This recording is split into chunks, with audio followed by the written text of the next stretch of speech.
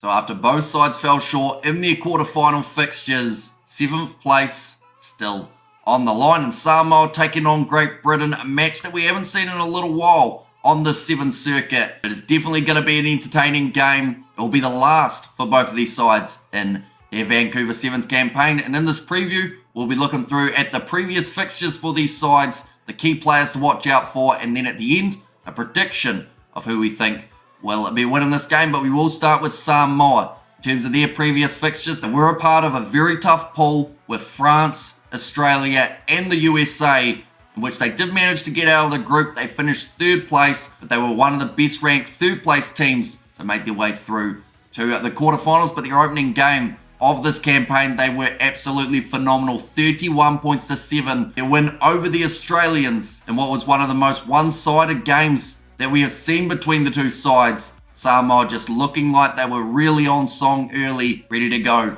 for a big Vancouver Sevens competition. Their next game though, they didn't go so well. 40 points to 7. They were defeated by France. The game after that, 21 points to 7 down up against the USA. So even though they started so brilliantly, the Samoans, they then had a couple big losses, which definitely would have knocked the confidence going into their quarterfinal when they found out they were facing Argentina, who are a very tough side on the Sevens circuit. They are sitting on a 13-match winning streak currently. You can understand why when you see them on the field. But Samoa took them to the limit. In the end, Argentina winning that game 14 points to 12.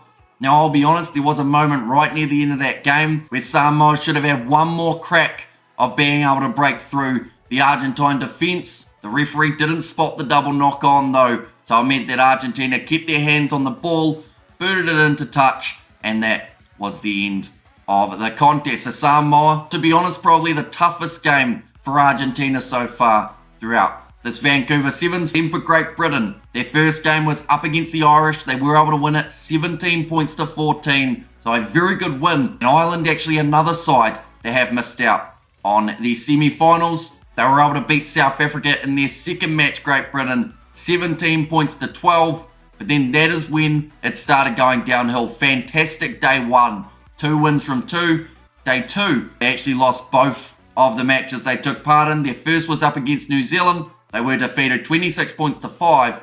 And then their second up against the USA. It was the quarterfinal, and they were beaten 27 points to 0. So something seemed to go wrong for them. Samoa, they seem to have a strong start to day 1 and a strong finish to day 2. But it's what will happen here for day 3. Can they get it right up against Great Britain? It is their final game, so I would assume that they'll go with their strongest lineup. Team GB will be the same.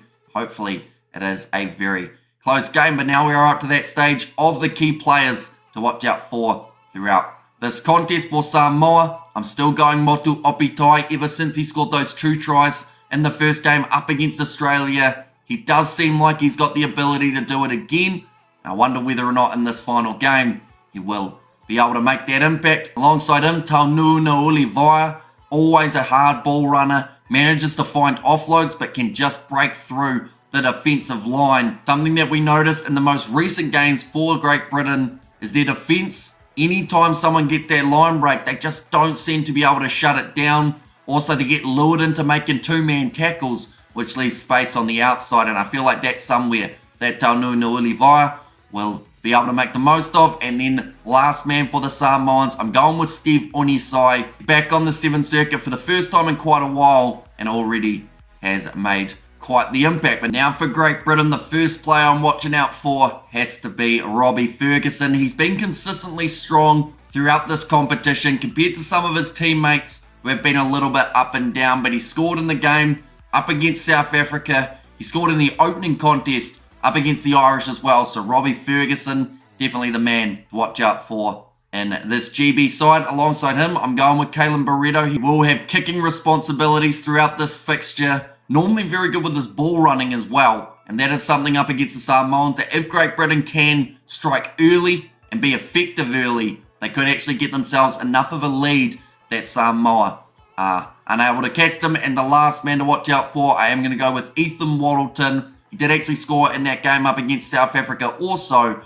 but I like what he's been doing. Quite solid in the breakdown. And that is somewhere that could be hotly contested when these two sides do go head-to-head. But now we are up to that stage of a prediction for this contest. Great Britain coming off 2 losses where they have conceded 26 and 27 points. Samoa, their close game up against Argentina, losing at 12 points to 14. But did they use up everything that they had in that contest? So maybe now the foot's off the accelerator and Great Britain could maybe take this game. I am going to still say that Samoa win it though.